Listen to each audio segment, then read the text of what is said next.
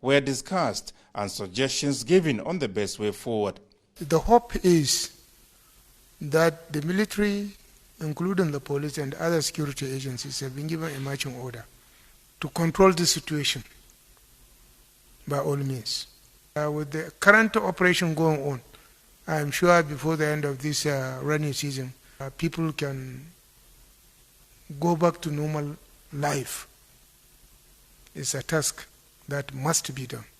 The government, Governor Masari said, cannot allow a situation similar to that of the Northeast develop in the Northwest sub-region.